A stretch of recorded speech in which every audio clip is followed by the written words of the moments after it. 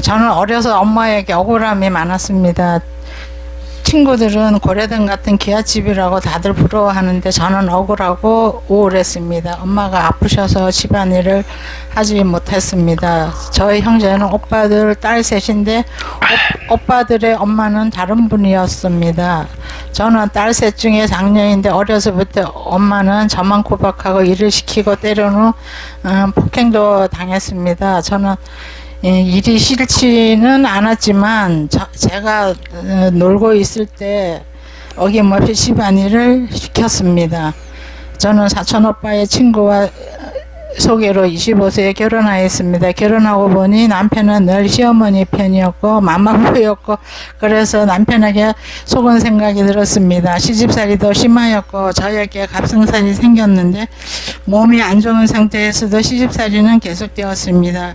시집을 갔어도 일이 많았는데 시할아버지의 장사도 집에서 치를 정도였습니다. 시댁에 돈이 많은 편이었는데 재산은 작은 며느리에게만 줄 생각이었었고 저는 일만 하고 맏며느리로 대우도 못 받고 해서 아예 분가를 하였습니다. 시아버지에게 풍이 와서 병수발을 제가 하고 집안일을 모두 돈맡아 했지만 시댁에서 본가할 때 돈 한 푼 받지 못 받았습니다. 이런 상황이 힘들어 30년 전부터 절에 다니기 시작했고 나름 열심히 공부하고 수행하느라 여기저기 많이 다녔습니다. 1993년부터 99년까지 6년 동안 명상 수행 단체에서 5개를 지키고 채식을 하면서 명상을 열심히 하였지만 저는 꼬리뼈를 다치는 사고로 안전자세를 유지할 수가 없어서 수행을 계속하기 어려웠습니다. 지난 6년 중에는 몰랐지만 어느 날 저의 망가진 모습을 자각하였습니다. 그 당시 그 스승을 따라 열심히 수행하였음에도 불구하고 그동안 속았다는 느낌, 세뇌당했다는 느낌이었고 하지 말아야 할 것과 규정 짓는 것들이 너무 많았던 공부였습니다. 12년 수행하였지만 마음이 자유롭지 못함을 느꼈습니다. 변덕이 나고 화가 났습니다. 공부도 제대로 되었으면 가족이 화목하고 하나가 되었을 텐데 특히 그 당시 외국 성지순례를 자주 갔는데 회비 300만 원의 개인 비용을 추가로 하여 외국 성지순례에 다녀오면 해탈의 경지를 공부가 다 되었구나 하는 생각이 들었지만 집으로 돌아오면 다시 지옥이고 일상은 이기주의였습니다. 마지막으로 일본 투어 이후 속았다는 느낌이 들었고 의심 없이 믿었던 스승에 대해 어느 날 갑자기 눈이 떠지듯 의심이 시작되었습니다. 불교 방송에서 예전에 스승님 불교 방송을 보다가 그 스승에게 내 마음이 묶여 있었음을 깨닫게 되었습니다. 그리고 법사님 그리고 이제 불교 방송을 보다가 법사님 법문이 눈에 이렇게 귀에 확 들어왔습니다. 저는 지난 8월부터 바람번 연구원 줄마 출가를 5번 하는 동안 망가진 몸이 추스려지고 회복된 것 같습니다. 사실 줄마 출가를 하기 전에는 당뇨가 심해서 당뇨약을 먹어도 조절이 안 되고 20년 전에 다친 꼬리뼈는 특별히 이상이 없다고 하지만 통증이 심해 안전자세를 유지하기가 어려웠습니다. 길을 걸을 때 어지럽고 중심을 잡기 힘들 정도의 통증이 생길 때도 있었습니다.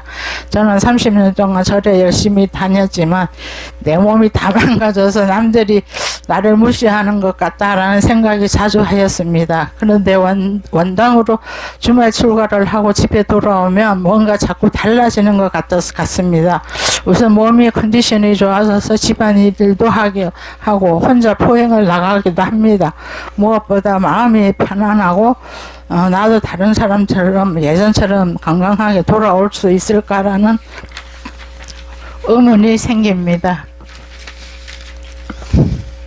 주말 출가하고 집에서 금강경 복송을 하면서 내가 옳다고 주장하는 것을 지금까지 부처님께 바치지 못해서 항상 적을 만들어 왔다라는 생각이 들었습니다. 마마보이 남편에 대한 미운 마음이 사라지고 감사의 마음이 생기면서 혼란이 사라지고 제정신이 돌아오는 것 같은 느낌입니다. 하지만 친정엄마 시댁 가족과의 관계는 아직도 풀리지 않고 얽힌 고리와 같습니다. 부처님께 바치는 것이 아직 잘 되지 않습니다. 그리고 지난 30년 동안 정말 열심히 절에 다니고 나름대로 여더러운 공부를 하였지만 부처님께 바치는 것을 모르고 이기심으로 수행한 것 같습니다. 수준 높은 공부를 하러 다닌다는 생각을 하였기에 아상만 커지고 주변 사람에게 아는 척하며 떠들며 다녔던 것 같습니다. 그것이 나쁘다는 걸 알면서도 멈추지 못했습니다. 이러한 아상을 어떻게 깨칠 수 있을지 어떻게 공부해야 할지 여쭙고자 합니다. 법사님 감사합니다.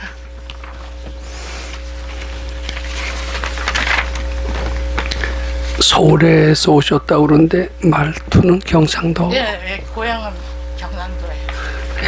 역시 경상도 분들이 참 신심들이 좋으시군요. 네. 제가 요 사전에 저 질문지를 받았기 때문에 몇 번 읽었습니다. 왜냐하면 좋은 답변을 드리려면 몇 번 읽어야 되거든요. 근데 이제 그 부모라고 다 자식을 평등하게 사랑하는 것 같지가 않아요. 특히 아버지는 대체로 그렇대요. 딸들은 아버지 인연으로 그 집에 태어나는 수가 많다고 그럽니다. 그래서 아버지 사랑은 딸인 경우가 많습니다. 다 그렇지는 않습니다. 그 다음에 아들은 어머니 인연으로 그 집에 태어나는 수가 많대요. 그래서 아들 사랑은 어머니라는 얘기가 있습니다. 100% 그렇지는 않아도 대체로 그 집에 태어나는 것은 아들의 경우는 어머니 인연으로 간 거고요. 또 딸의 경우는 아버지 인연으로 그렇게 갔다고 그럽니다. 근데 이제 보살님은 아버지에 대한 기억은 어떻습니까? 어렸을 때 7살쯤에 돌아가셨는데요. 아버지 사랑은 제가 다 받았대요. 아버지 무릎에서만 살았대요. 그러는데 엄마는 이제 나를 뚫 패는 거예요. 이제. 근데 그게요. 억울하셨다는 표현을 쓰셨죠. 네. 억울한 것은 원인을 모르기 때문에 억울한 겁니다. 근데 원인이 전생에 있대요.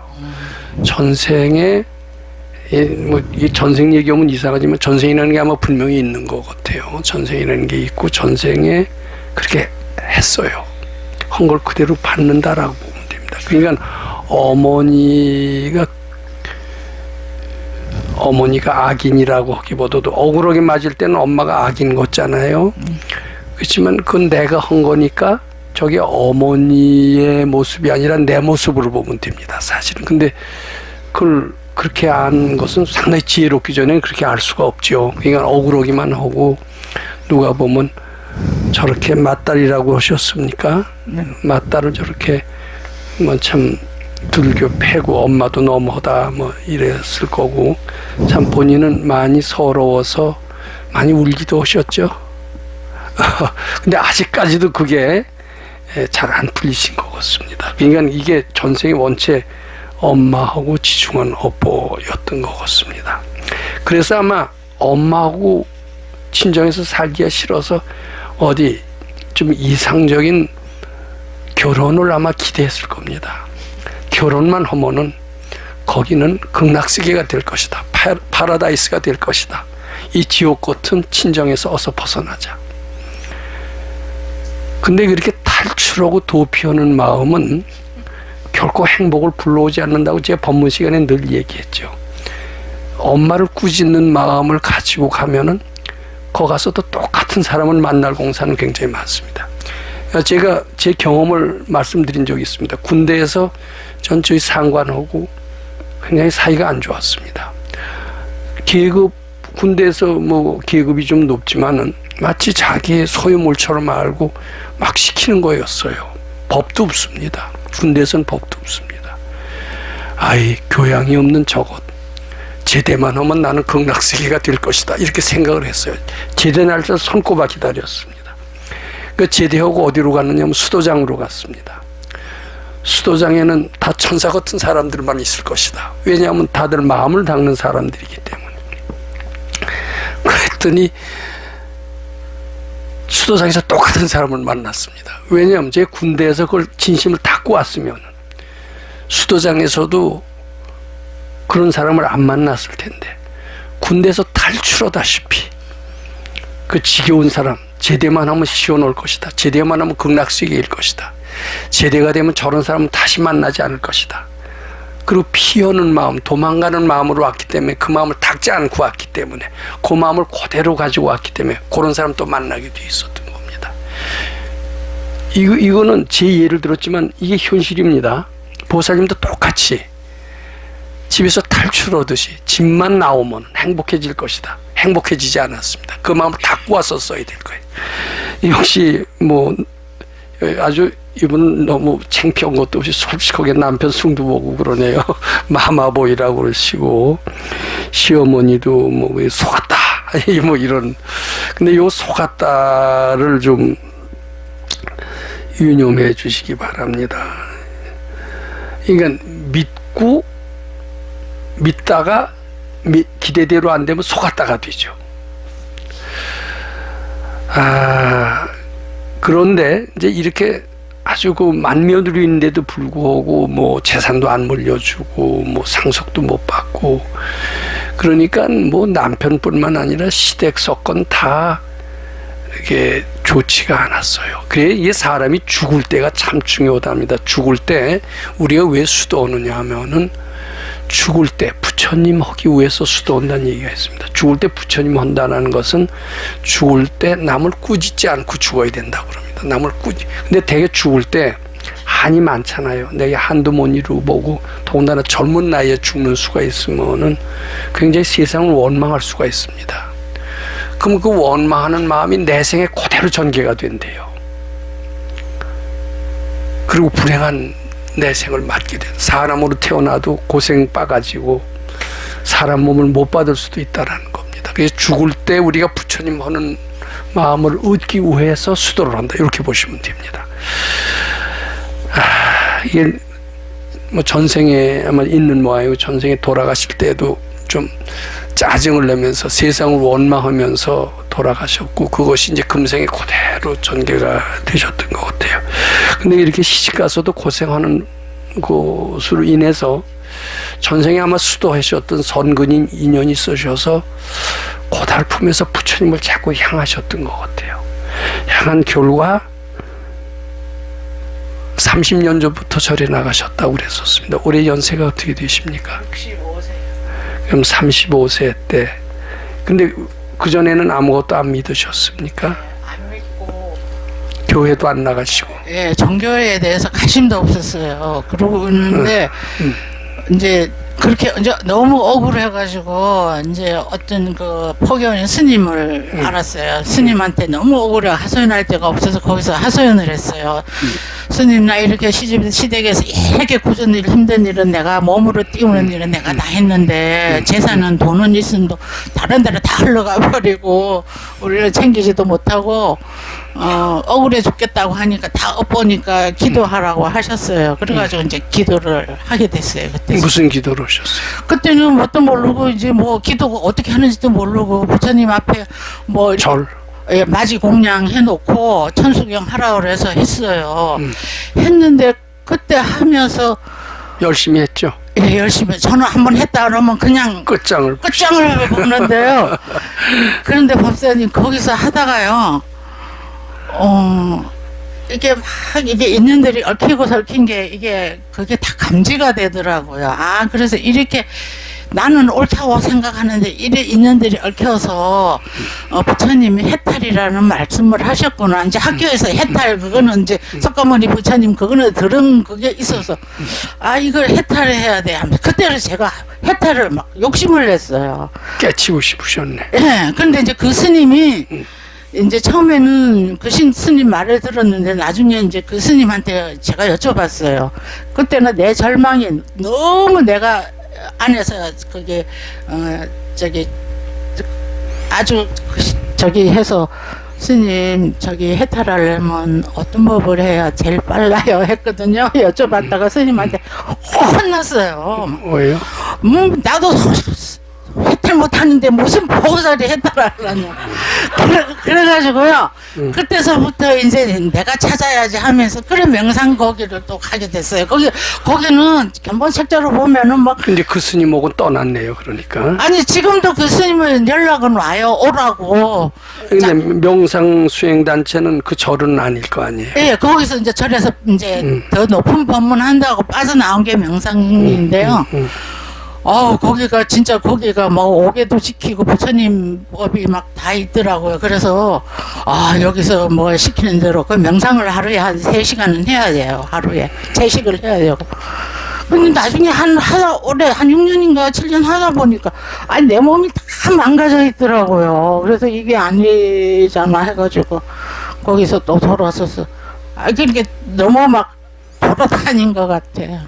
근데 그렇게 빠져 들어가시면서 하실 때 집에서는 너무 빠졌다.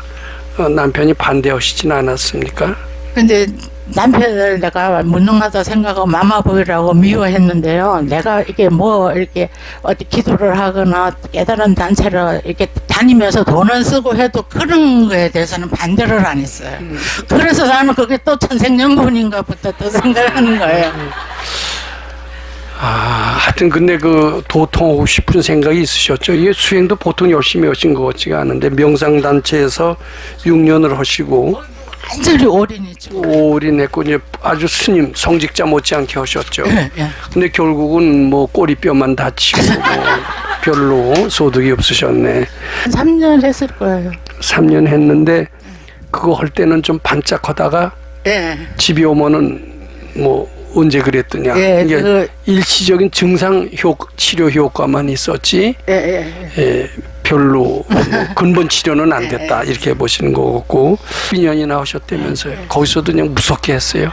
거기서도 이제 거기 스승님이 이제 이렇게 던져놓고 네가 네 문제를 가지고 붙잡고서 이제 거기서는 견성을 한다 해요. 그래서 진짜 내가 미운 사람을 붙잡고서 그러니까 자기 안에 제일 먼저 문제로 오는 거를 붙잡고서 그러니까 얘를 미워했는데 얘 문제가 아니고 내 문제라 하는 거를 깨닫게 했는데요. 그게 내 마음이다라는 여기 가르친 것도 이름이 똑같으네요. 똑같아요. 내가 본래 구족한 부처다라고 하는 것도 똑같고요.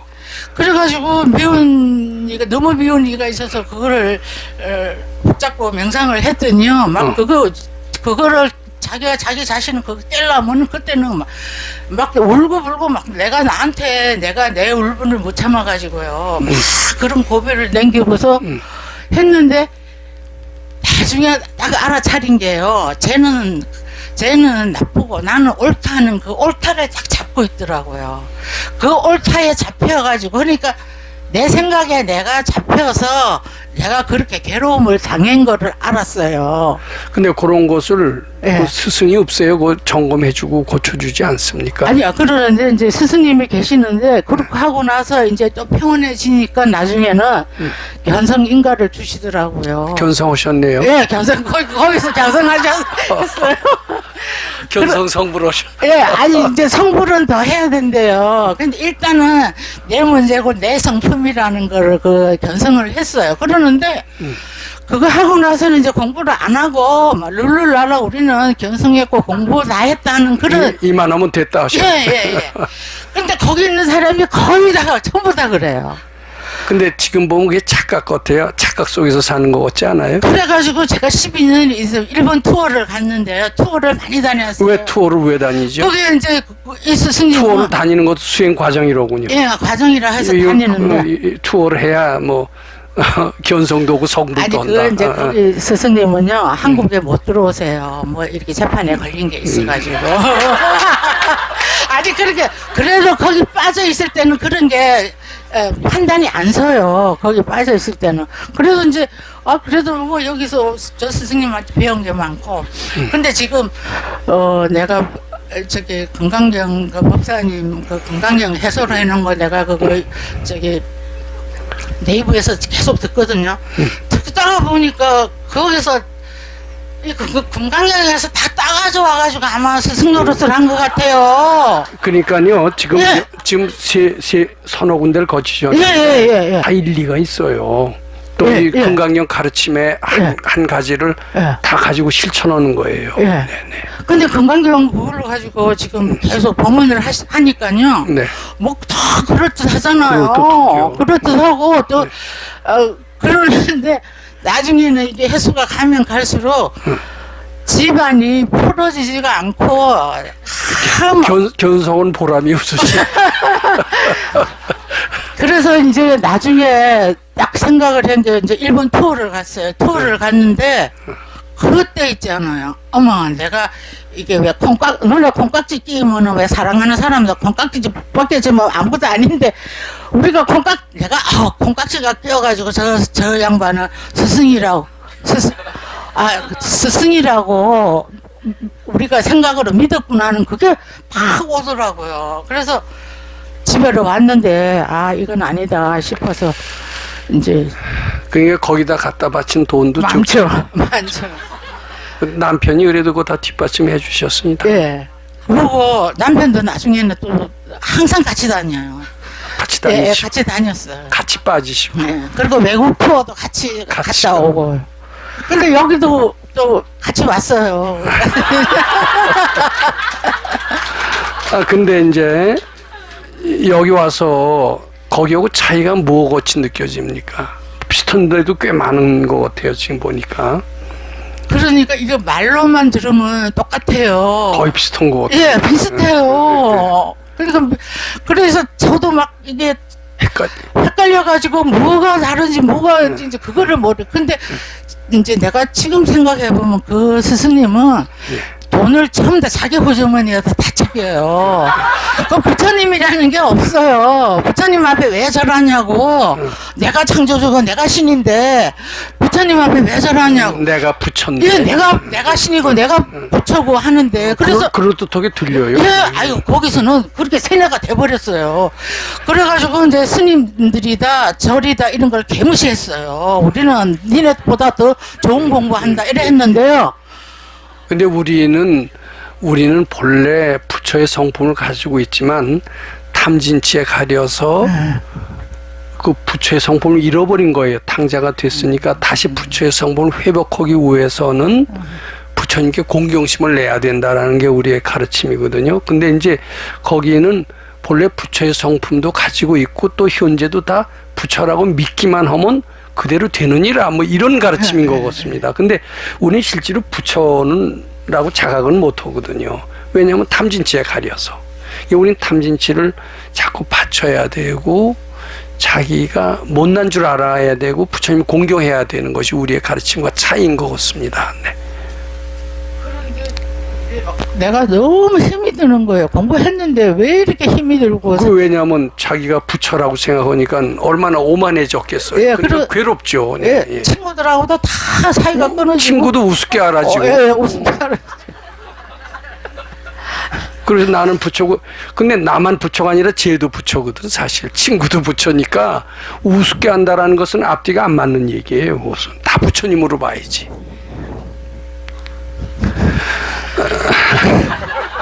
근데 다행히 지금 바른법 연구원에 오셔서 이제 망가진 몸이 추스리고 회복이 됐고 꼬리 당뇨도 이제 조절이 되신 것 같아요.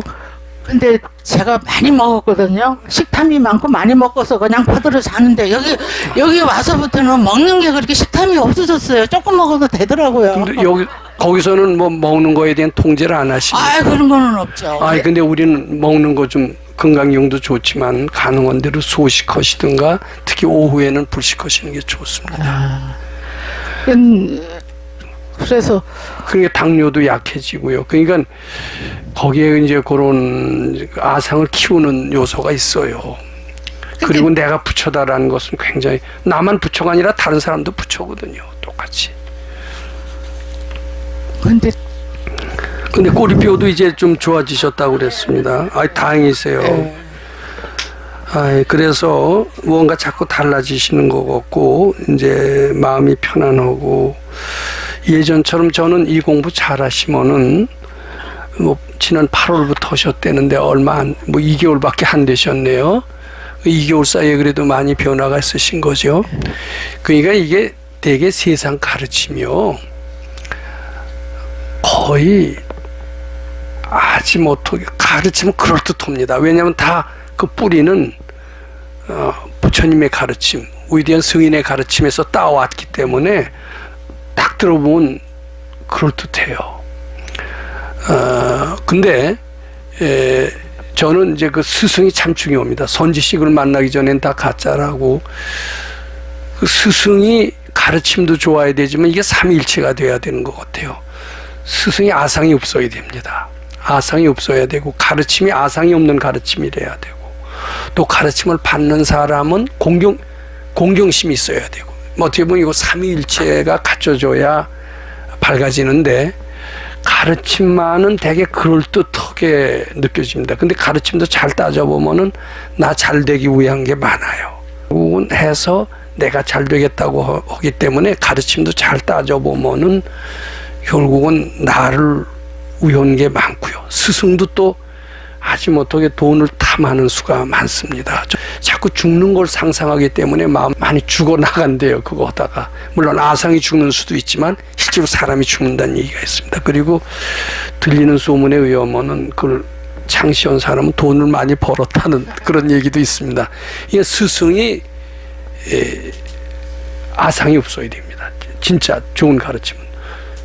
가르침도 또 철저히 나를 비우는 가르침이래야 됩니다. 조금이라도 거기에 우선 부처님 공경심이 반드시 동반돼야 된다 이렇게 보셔야 됩니다. 우리 가르침은 제가 알기로는 우리 선생님 같은 분은 완전히 무소유고 무소유 정도가 아니라 오로지 제자들한테 베풀어 주셨지 거기도 회비도 없었고 뭐 돈을 축적하는 것도 없었고 그랬던 것 같습니다. 금강산에서도 다 올 때 갈 데 없는 사람들 다 먹여서 키우셨거든요.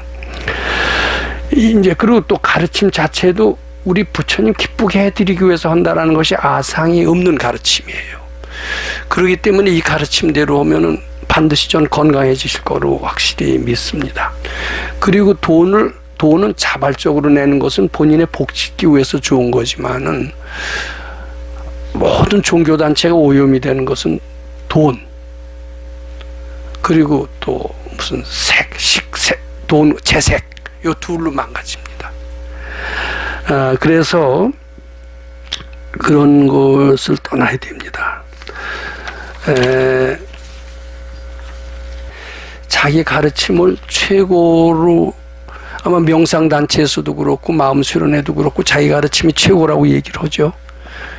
그러니까 그 30년 동안 수련을 해오시면서 내가 옳다는 생각이 아주 꽉 굳어져 계셔서 지금 그거 깨시는 게 지금 질급선무인 것 같습니다. 반대로 우리는 어떠냐면요. 우리 가르침을 제대로 하시려면은 반드시 거쳐야 되는 과정이 있습니다. 자기가 가장 못난 줄 아는 그런 그러니까 자기가 못났다는 게 아니라 내 업장이 태산 같은 줄 알아요. 참 나는 위대하고 훌륭합니다. 부처님과 똑같습니다. 그렇지만 부처님과 똑같이 이렇게 위대한 능력을 말살시키는 게 내 업장이거든요. 이 업장이 아주 못난 줄 알아야 사라지지. 잘난 줄 알면은 이 업장이 사라지겠어요? 안 사라지겠어요? 그러니까 수도하는 과정에서 반드시 거쳐야 되는 것은 자기 업장이라는 것은 정말 고약한 것이다. 이걸 깨쳐야 됩니다. 그럼 겸손해질 수밖에 없어요. 겸손해지는 것이 우리 공부에 반드시 거쳐야 되는 과정입니다. 겸손한 사람이 좀 점잖아 보이지 않습니까? 좀 수도원 사람 같이 보이질 않아요. 내가 옳다.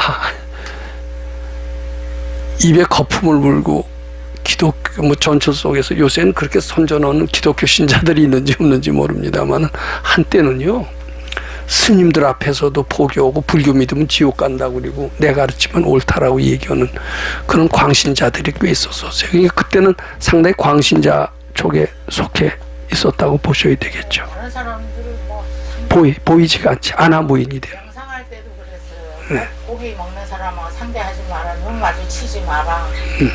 그리고 개인물품은 내 방석, 내 밥그릇, 내 숟가락은 내가 다 가지고 다녀요. 그렇게 하니까 너무 이제 이기주의. 그때서 이기주의가 되고 세상 사람들과 배타적이 네, 되고 네. 그런 사람들이 사업하면 될까요? 안 될까요? 안 돼요. 그게 바깥으로는 직업이 뭐였습니까?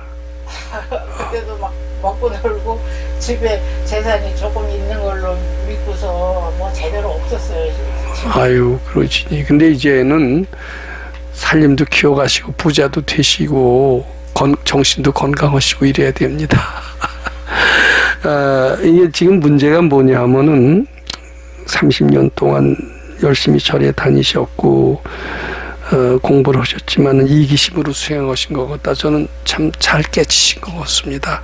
근데 앞으로는 나 잘 되고 내 가족 잘 되고 이러고 수행을 하시지 말고 나보다도 부처님 시봉하기 위해서 또 올라오는 모든 생각은 내가 가지지 말고 다 부처님께 드리는 마음을 가지시고 자꾸 하시다 보면 그동안 내가 얼마나 착각 속에서 살았나, 내가 얼마나 못된 짓을 많이 했고 다른 사람의 가슴에 못을 박았나, 나 자신의 모습이 보이기 시작하면서 상당히 겸허해집니다. 겸허해지는 것은 이 공부에 반드시 거쳐야 되는 필수 과정입니다. 잘난 척하면서 깨쳤다라는 것은 전혀 말이 안 됩니다.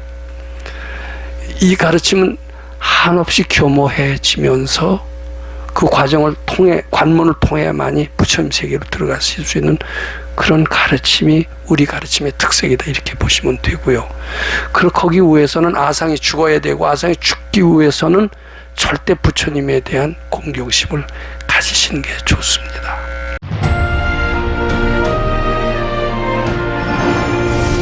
금강경 가르침을 통해 올바른 인재양성 교육과 각종 사회 문제에 대한 해법을 현대인들에게 제시하고 있는 바른법연구원 김원수 법사가 금강경 독송 및 수행을 통해 얻은 일체 유심조, 공, 불이, 구족의 진리로 역경과 난제를 실제 해결하는 체험을 통한 설법집 우리는 늘 바라는 대로 이루고 있다를 출간했습니다.